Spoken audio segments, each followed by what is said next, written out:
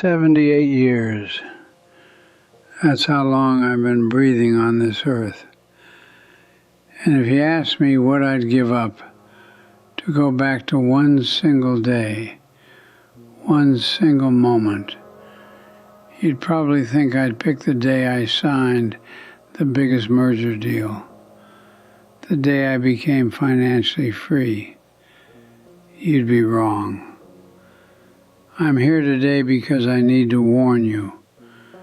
My biggest regret wasn't failing in business. My business thrived. My biggest regret was succeeding at the expense of my soul. It cost me everything. And I mean everything that actually holds value in this life. You see this house, this comfortable life? It's just a gilded cage now. It's too late for me. But maybe, just maybe, it isn't too late for you. When I say everything, people assume I mean the money. No. I kept the money. That's the irony, isn't it? I lost the warmth. I lost the laughter that echoed off these walls when my kids were small. I lost the gentle pressure of her hand in the evenings. I sacrificed presence for prestige. I thought they understood the sacrifice, the long hours, the constant travel. I told myself I was building a future for them, a foundation so strong they'd never want for anything. They never wanted for things, they wanted for me. And I was always on a plane or in a meeting or glued to the Bloomberg terminal. I never looked up until the seats around the table were empty. In my 20s, I was a rocket, full of fire, full of ambition. I believed the lie that sleep was for the weak and family time was the reward you earned after becoming a millionaire. I remember my mentor telling me, "George, you have to eat what you kill." And I took that mantra literally. I clawed my way up the corporate ladder, one 10-year plan after another. Every promotion, every bonus felt like validation that I was doing it right. I worked 80-hour weeks consistently. Vacations were just opportunities to check my email in a different time zone. I didn't see it as damaging then. I saw it as discipline. It was just temporary, I told myself, just until the next benchmark. That next benchmark never ended. I remember when my son Mark was 7. He drew a picture of our family, and my figure was floating above the house, wearing a briefcase. When I asked him what it meant, he just shrugged and said, "You're always flying, Dad." That should have been the sign. That should have been the alarm bell that ripped me out of my delusion.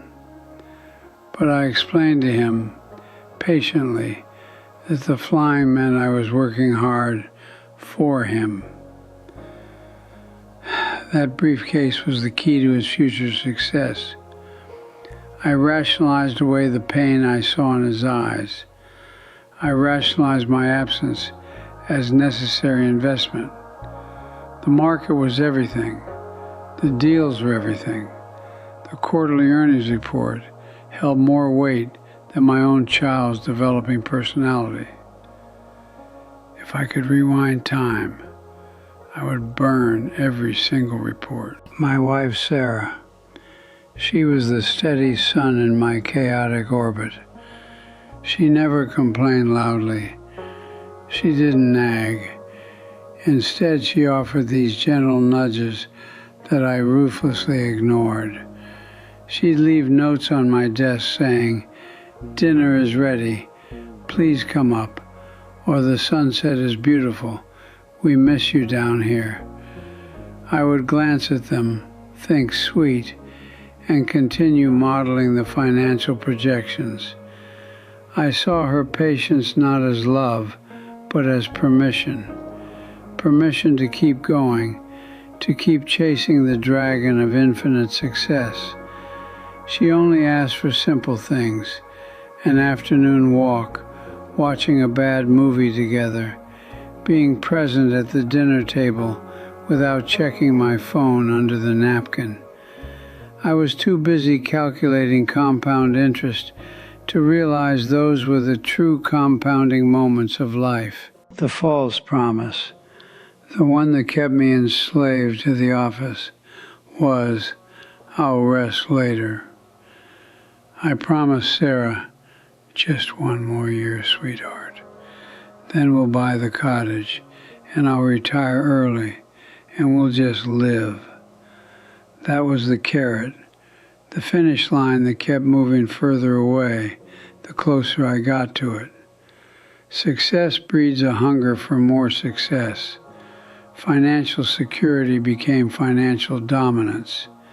I convinced myself that true love could withstand delay, that happiness could be stored, put on layaway, until I had the perfect amount of zeros in my investment account.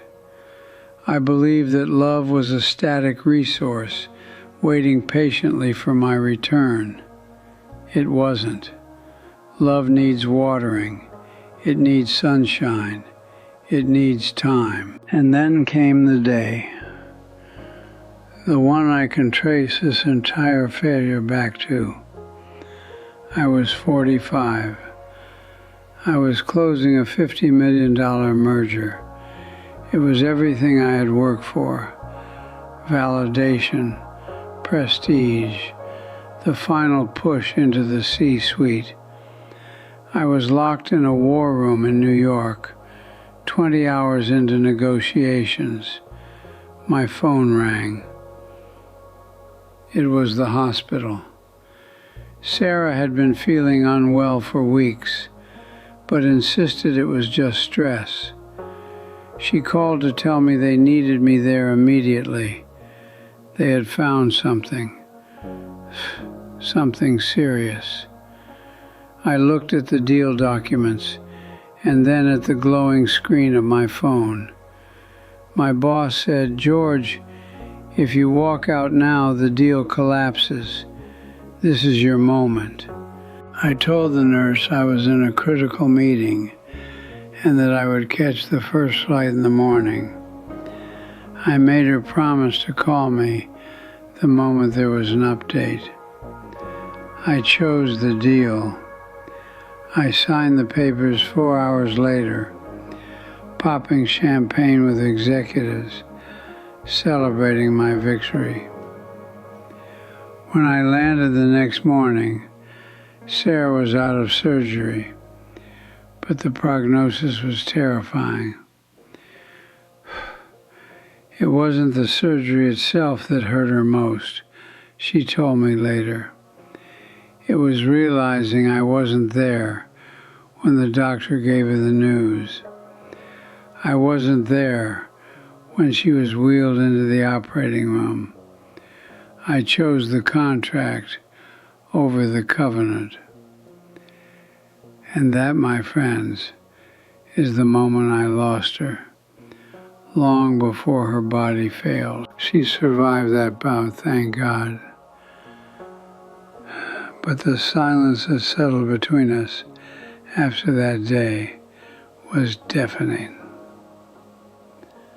The distance wasn't measured in miles anymore. It was measured in priorities.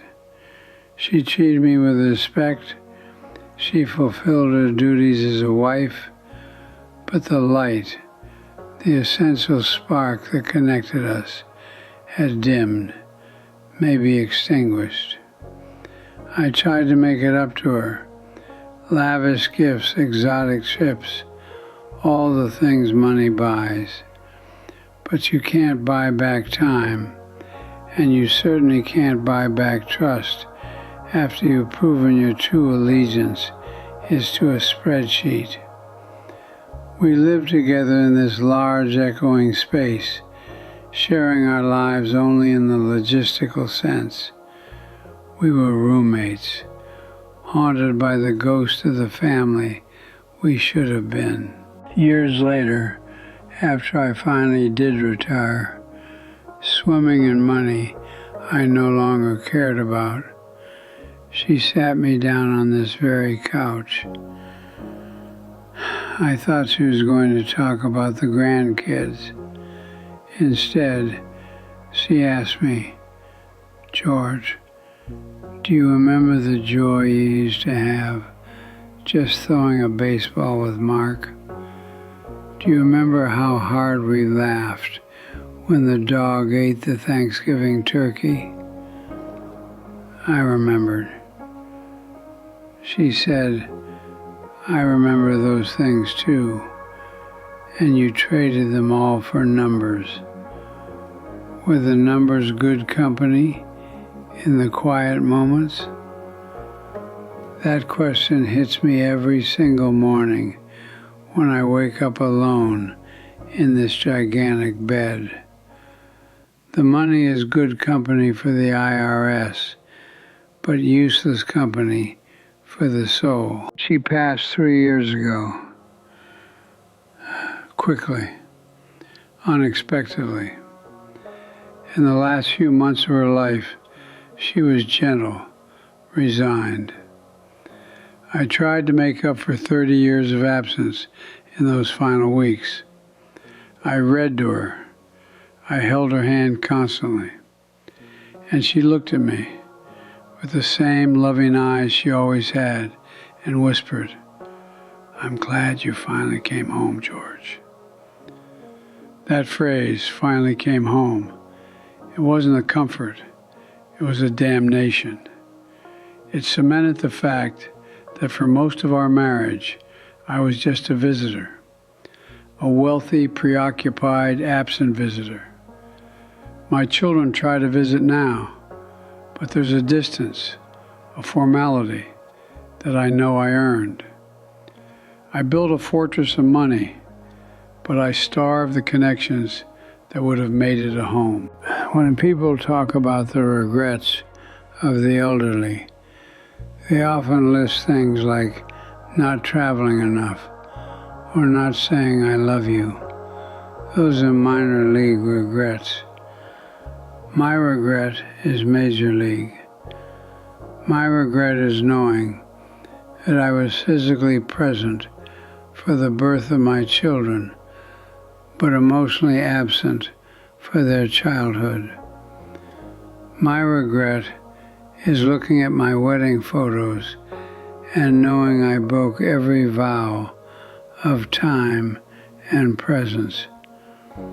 And now I spend my days sorting through decades of achievements that provide zero comfort. I have plaques, I have awards, I have dividends, but I don't have a history of simple, shared happiness. This house, this legacy, it's all dust compared to 5 minutes of uninterrupted, meaningful time with the people I loved. The corporate world sells you a false narrative that sacrifice today guarantees bliss tomorrow, that if you're tired, you must be winning. It's poison, pure poison. It turns you into a machine focused only on output, while the human part of you shrivels up. I bought into that lie hook, line, and sinker. I thought I was rich, but when I look at the people who prioritize their spouse's laughter over their stock portfolio, or who prioritize their kid's soccer game over a conference call, they are the truly wealthy ones. They hold the wealth of memory and connection. I have financial success, yes, but I declared emotional bankruptcy decades ago, and the debt is still being called in every lonely evening. So listen to me. This is the man who made it to the top of the mountain and found nothing but a cold wind waiting there. Stop confusing net worth with self-worth. If you are watching this and you have the chance to close your laptop and look your spouse in the eyes, do it. If your kid just asked you to play catch, drop the phone and grab the glove. The business deal will always be there tomorrow. The promotion will wait. But that fleeting sacred moment with the people who love you, that evaporates. It's gone forever. You cannot buy it back. You cannot trade that stock. Time is the only non-renewable asset in your life. Stop squandering it on things that truly won't matter when you reach my age. I'm 78 years old. My financial legacy is secure, but my personal legacy is fragmented. The trophy case is full, but the heart is empty. Don't be me. Don't wake up one morning surrounded by the proof of your professional success and realize you are utterly and completely alone, that you missed the point. Prioritize the living, breathing people over the paper profit. Go home now, and if you are already there, truly be there. Don't let my regret become your fate. Thank you for listening.